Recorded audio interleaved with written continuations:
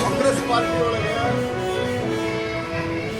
ಮುಖ್ಯಮಂತ್ರಿ ಸ್ಥಾನಕ್ಕೆ ಪೈಪೋಟಿ ನಡೆದು ಆ ಪೈಪೋಟಿ ಒಳಗೆ ಯಾರು ಜಾಸ್ತಿ ಬಿಜೆಪಿಗೆ ಮೋದಿಯವರಿಗೆ RSS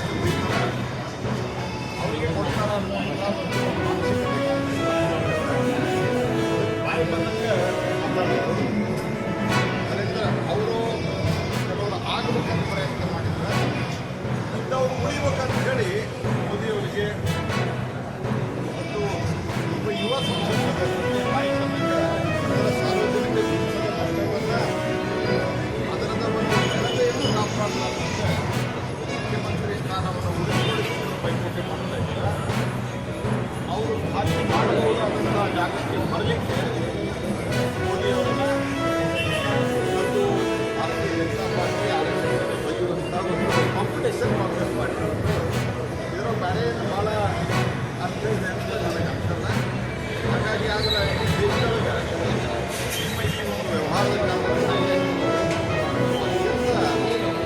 ಕನಿಷ್ಠ ಮಟ್ಟವನ್ನು ಕನಿಷ್ಠ ಮಟ್ಟವನ್ನು ಇವತ್ತು ಬರಲಿಲ್ಲ ಅಂದರೆ ಈಗ ಕರ್ನಾಟಕ, ತೆಲಂಗಾಣ,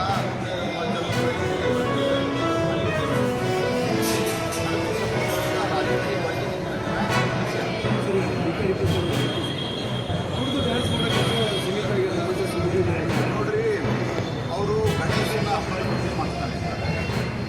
ಅದು ಬೇರೆ ಕಾಂಗ್ರೆಸ್ ಪಾರ್ಟಿಯೊಳಗೆ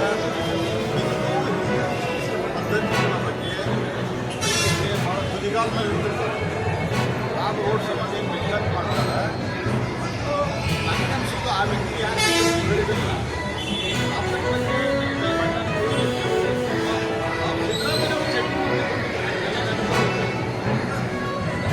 ಚಡ್ಡಿ ಯಾವ್ದು ಸಿದ್ದರಾಮಯ್ಯ ಬಗ್ಗೆ ಮಂದಿ ಚಡ್ಡಿ ನೋಡೋದ್ರ ಬಗ್ಗೆ ನಾವು ಏನು ಮಾಡ್ಬೇಕಾ?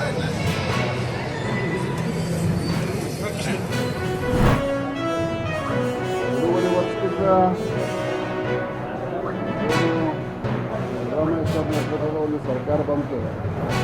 ಅಂದಿನಿಂದ ಇವತ್ತಿನವರೆಗೂ ಒಂದೆಲ್ಲ ಒಂದು ಕ್ರಾಂತಿ ಆಯ್ತಾ ಇತ್ತು. ಯಾವ ಪರಿಸ್ಥಿತಿ ಬಂದೈತೆ ನಮ್ಮ ರಾಜ್ಯದಂದ್ರೆ, ನಮ್ಮ ರಾಜ್ಯದ ಘನತೆವಂತ ಮುಖ್ಯಮಂತ್ರಿಗಳು ನಾನೇ ಮುಖ್ಯಮಂತ್ರಿಯಾಗಿ ಮುಂದುವರಿತೇನೆ ಅಂತ ಹೇಳುವಂಥ ಪರಿಸ್ಥಿತಿ ರಾಜ್ಯಕ್ಕೆ ಬಂದೈತೆ.